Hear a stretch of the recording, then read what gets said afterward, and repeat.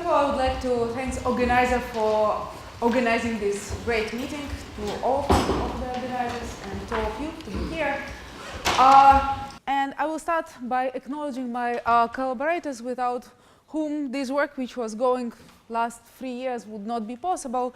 So it's Gabor Halash from KITP, Jeroen van der Brink from EFW, Brent Perron and Fiona from University of Minnesota, Johannes Knolle from Cambridge University, Dima Kovrizhin from Cambridge University, Roderick Mersner from MPI PKS Dresden, and Jai Chern from University of Virginia. And actually, I will very much profit from yesterday's session, which I was chairing, because much of the introduction to both quantum speed liquid and to Kitaev physics were done already, so I can go quite briefly. But in any case, let me start. So basically, I'm going to talk how we are going to probe quantum spin liquid states of interacting spins, insulating state, which breaks no rotational or translational symmetry. And basically, there is no local order which can be easily probed. So basically, everything started already a long time ago, and you heard already about the work of Anderson and about the RVB state. So what is important that quantum spin liquids, as I said, they are not characterized by any local order parameter. Instead, they are characterized by topological order and long-range entanglement, and both of these characteristics are very difficult to probe experimentally. So we need to look to something else.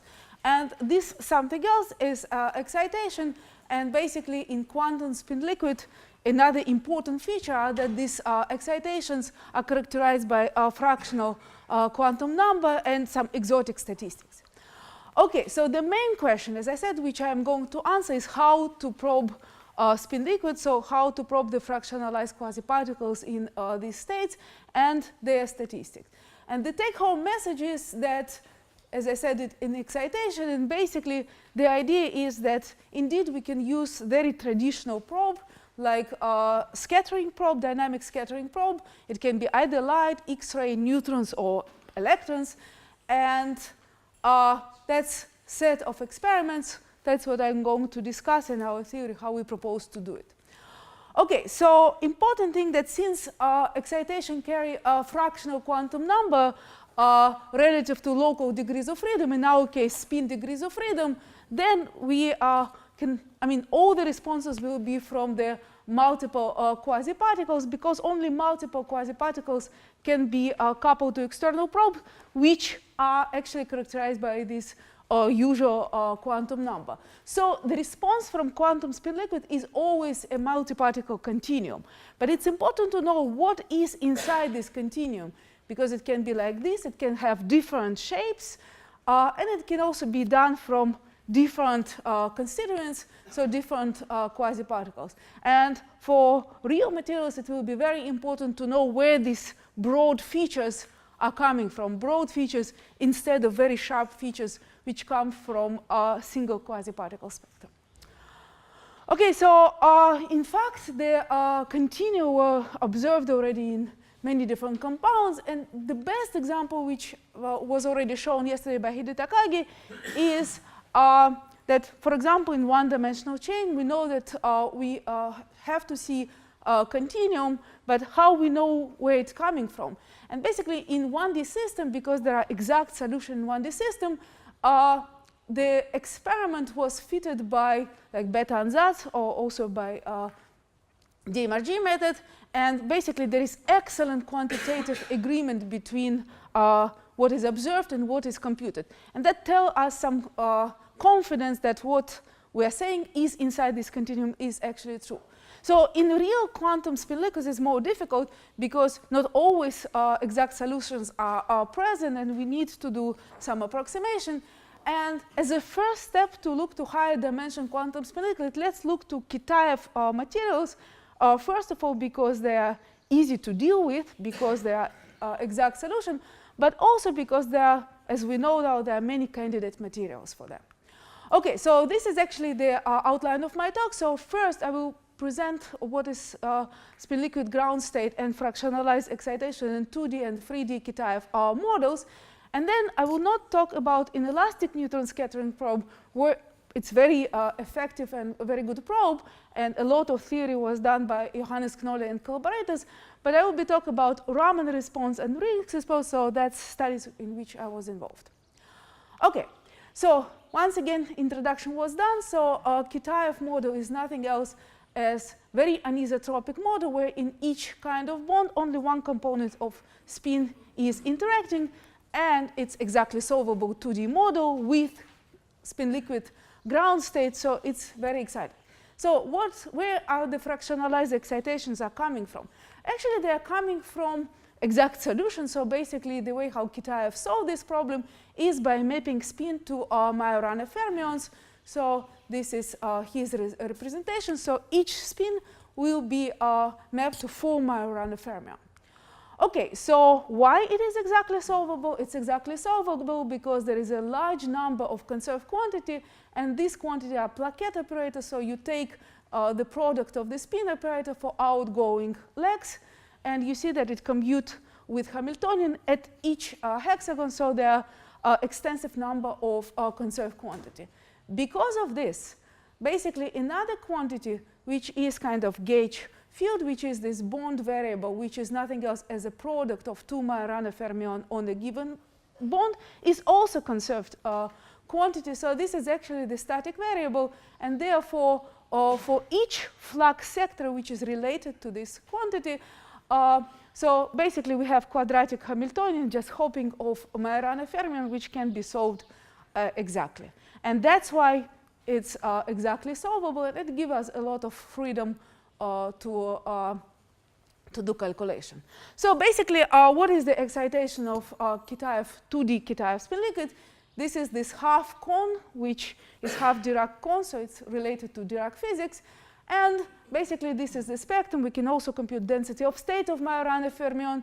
And what we are trying to see, there are some characteristics of this spectrum which we want to see in the response in the dynamical probes. For example, we know that if it's a 2-particle response, then the maximum bandwidth of response will be 12 in the units of interaction. And for example, this kind of flat part of the spectrum have a lot of density of states, has a large density of states, so then we should see it somehow in the responses. And that was our ideology, how we start doing this. Okay, so interesting, it's not only 2D system which has exact solution, there is the whole family of 3-dimensional compound which has 120 degrees between the bond, and the bond are all of the same length, which still have exact solution. So Kitaev gave us also solution for 3-dimensional model.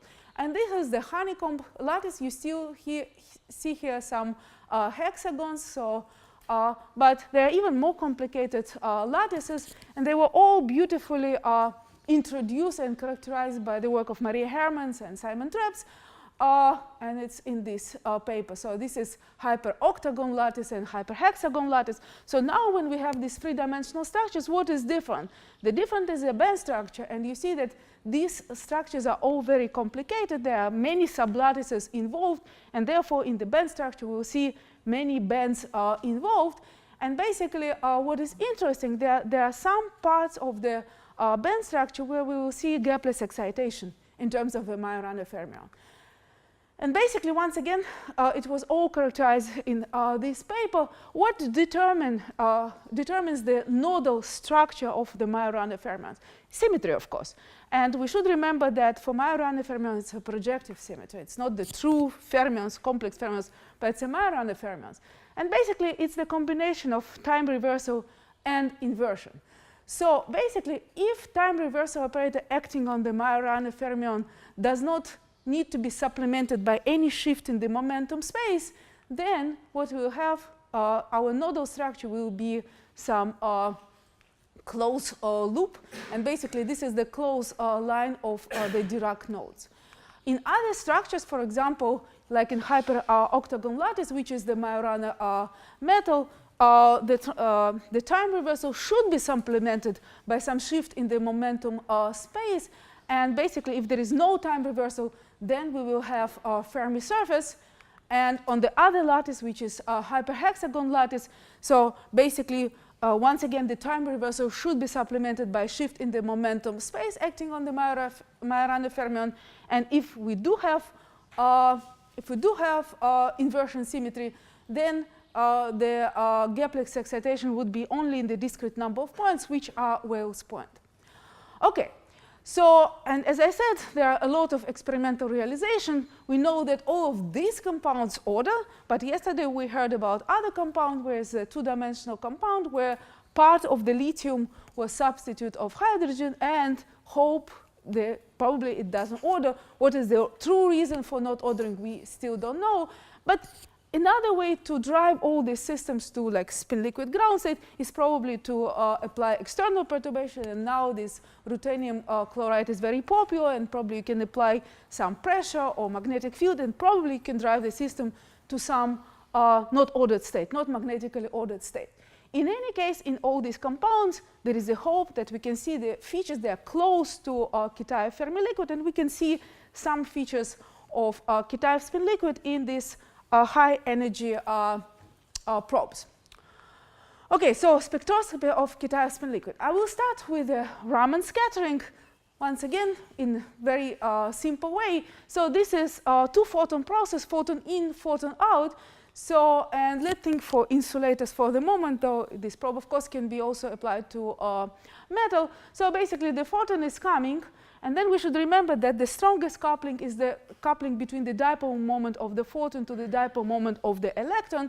So it's actually triggered the hopping. So this electron with the spin down is hopping here, and because there is super exchange here, then basically on the way back another electron with spin up can come, and we see that we create two broken bonds. So if we are dealing with magnetically ordered states, then basically we are introduced two magnets. So what we have is a photon-induced spin exchange, and how we describe this, the simplest way we describe this is with a Ludenfleury scattering vertex, which works for mode insulators, and we see that it's nothing else as the super exchange Hamiltonian, let's say for square lattice, multiplied by some polarization dependence factor. So it's geometry of the experiment and geometry of the lattice which comes here. And in fact, I don't have time to go in details, but the two-magnet scattering was a very effective probe to study like PAN compounds for high TC superconductors and many other systems. Okay, so now I want to see what is the Raman scattering in Kitaev model. So it's the same. So I have this hopping. I'm in the mode insulator regime, but I'm not creating magnons because I don't have ordered state. But instead, what I'm creating is two Majorana fermion. And remember that here, because I have two spin operators acting involved in the Raman vertex, then basically I do not create any fluxes. So my final state has the same flux configuration as the initial state. And for honeycomb lattice, we know that the ground state is flux free. Okay? So basically, my Raman vertex really probe two Majorana fermions. So what we did, we compute Raman scattering for Kitaev model. So first we did just for ideal Kitaev model, and you see this continuum. Okay, so and in fact, if you look more precisely to this continuum, you see some features of the spectrum. So you see that the bandwidth is 12, the maximum bandwidth is 12. So once again, it's this 6 multiplied by 2. You see some kink here, and this kink is actually coming from this big density of states, and this is the isotropic case. So if we are taking all coupling in all the bonds the same, so it's C-free symmetric, then we don't have any polarization dependence, and that was actually predicted some time ago by Sepa and others, so that in the quantum spin liquid probably you will not have any polarization dependence. That's not always true, because for example we can have quantum spin liquid in the anisotropic case. Like we go away from this Kitaev triangle into anisotropic point, and we immediately see that some polarization dependence is picked up. So we see continuum in all channels, but the intensities are quite different. We did also the exercise, and that's kind of longer story, how to take the perturbation. So to make the system more realistic, we know that in real materials there is not only Kitaev interaction, but there are other interactions, And let's, for simplicity, think for the moment only about nearest neighbor Heisenberg interaction, and let's assume that it's small and we're still in this spin liquid, so we can compute this term perturbatively. And what we see immediately, that we get this kind of delta functional peak at the energy of 4 flux gap, but also immediately with the Heisenberg term, we pick up the height of this peak become polarization dependent. And okay, so it's probably still there are some question where these bumps are all coming on, but it was experiment by a group of Ken Birch, and they actually saw the continuum with some fine Majorana fermion structure in ruthenium chloride, and basically, so these signatures of fractionalizations are indeed visible. So it gives us some hope that yes, we can continue in this way and probably try to see more. We also computed Raman scattering for these three-dimensional compounds. Once again, what is important is that you have many sublattices, and therefore basically the structure is more complicated. But what is important, so here is the total intensity, which is plotted. You see very strong polarization dependence. You go along different channel and you see completely different features. And we were very happy to see that in the experiment by Peter Lemons, that's exactly what they see. Of course, some fine details are not exactly the same. We do not pretend that our simple calculation should mimic or should explain fully what is observed in experiment, but some gross features can be seen. So there is a continuum, there is a polarization dependence, and one can estimate what is the width of the Kitaev interaction by comparing with experiment. And once again, because it's Kitaev model, it's exactly solvable, we can do it more or less exactly our calculation. Okay, the second probe which I'm going to talk about is RIXS. So what is the difference between Raman and RIXS? So in Raman, because the wavelength is very long, basically we can only probe k equals 0 excitation. So it's integrated over momentum space. Now with the help of RIXS, resonant inelastic X-ray scattering, we really hope to probe the momentum dependence of the continuum. So basically, let's look to the, once again, in a very simple way, to LH experiment. So in this case, there is photon coming. It's again photon in, photon out experiment. And then basically, it's take the electron from the core level, and it shoots it up to the valence band, okay? And then this excited state is very unstable, so it's very short-lived. So basically, the decay is coming very quickly, and then there is a photon out. But here we are in the new state, the Hamiltonian, and let's see what it gives us for Kitaev model. So for Kitaev model, what is the ground state? We have photon, but for Kitaev model, we have one electron. If we think about iridates, let's think about iridates for the moment, then we have this J effective 1/2 moment, and that is basically we have like electron in unpaired electron in 5D orbitals. So now when the core electron is coming up, basically we have 2 electrons. So we have 6 electrons in the T2G manifold of iridium 4+ ion. So we have no magnetic moment. So therefore we have no magnetic vacancy. So this is our intermediate state. And this intermediate state so basically what is the Hamiltonian acting on this state is the Kitaev model with one side taking away. So and then it's going up. And once again, the time life of this excited state is very short, intermediate state. So how we describe this? Actually, we follow very nice work by Gabor Hauers, John Jorgen, and Messner. So when they suggest that this single vacancy at site R can be actually, so first of all, it attracts some flux. But in any case, so what is important that what we can do, we can take finite lattice, okay, because now it's not translational invariant, and we can just put all this coupling equal to 0, okay? So, and then we can again exactly solve this using like single value decomposition or something like this. And what is important, so we need just some formalism how to treat this whole, and basically we can attach some spin operator. This is just the formalism how to describe this single vacancy. Okay, so now we need to compute the amplitude. we need to compute the RIXS intensity, and for that we need to compute the amplitude, which can be computed using the Kramers-Heisenberg formula. So what it gives us? So this is this IQR which take care about the momentum, but in any case what we start with the ground state, which is Kitaev model, then with D is the operator which take electron from the core level and bring it to 5D level, and then this N tilde, it is this our Kitaev model with one vacancy, and then we are going back. So M is the final state, and basically in order to compute intensity, we have to sum over all final state. And what is important that now in principle, we go here and our final state does not need to be the same state with the ground state flux configuration, but we can have fluxes. So basically we showed that there are 4 fundamental RIXS channels, and they can be introduced by decomposing the polarization tensor, this T alpha beta, into spin conserving channel. So that means that you have this valence electron, and before it gets attacked by the photon, it has some direction of spin, and after that it has the same direction of spin. So it's the spin direction of this electron is now changed, and we call it spin conserving channel.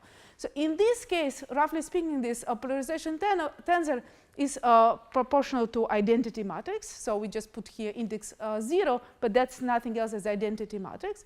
And then there are 3 non-spin conserving channel, and basically that would correspond that this spin is rotated by pi along either x, y, or z axis. Okay, and if it's rotated, we know from like inelastic neutron scattering that in this case it's create 2 flux excitation. So basically, depending on this direction, it's create 2 flux excitation either on this, on that, or on that plaquette. Okay, so what is important that this excited state is very short time lived, and basically we can work in the fast collision approximation.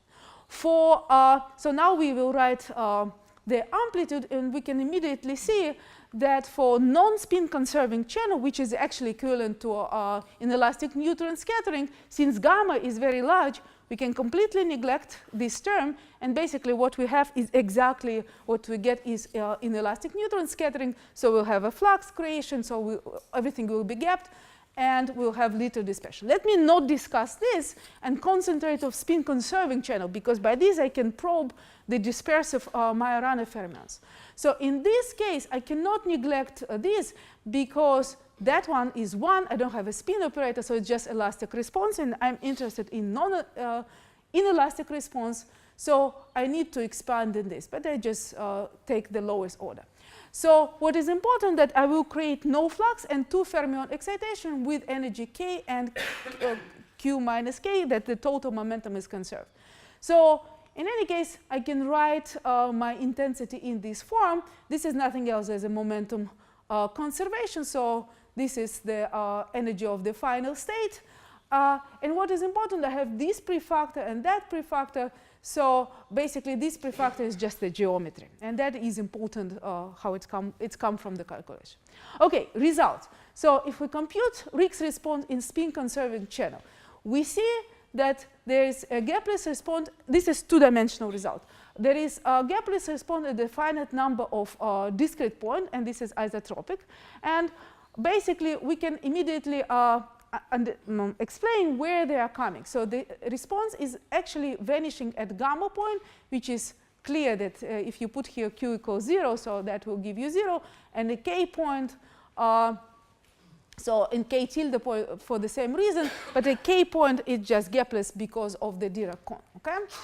Let me skip anisotropic case, just show that in this case we will see the gap, and we always see the continuum. We don't see any sharp merge, which tells us that there is no single Majorana excitation which can be probed.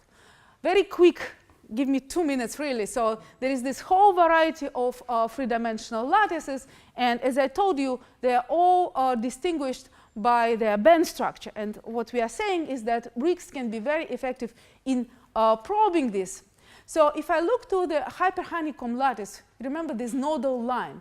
So then what I have, so this dashed y lines, probably don't see it well, that shows the places where there is no intensity. So here is the true gap. So below this line is true gaps. But everywhere else, we see that there are gapless excitations. So we have a lot of gapless excitation because there is this nodal line.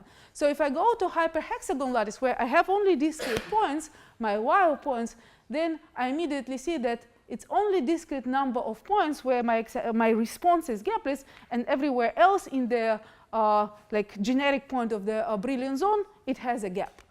Finally, there is a hyperoctagon lattice where we have a Fermi surface, and you see that almost everywhere I have gapless excitations. My last slide is, okay, I was telling you only about the Kitaev model, but what will be if we have some generic perturbation? It was a very good paper by Leon Baren's group, and basically, in short, the high energy response is robust against perturbation, but the low energy response is strongly affected. So what I want to say about spin-conserving channel I was talking about is some features are robust, some features are not. So this is momentum conservation. Of course, it's robust, whatever we add. This is geometry. So this prefactor is actually coming from this sublattice structure. So it's also robust. But of course, this term, it's not robust, and it survives only for perturbation with free-fold rotation symmetry. And basically, then we have to rederive our intensity. Thank you very much for your attention.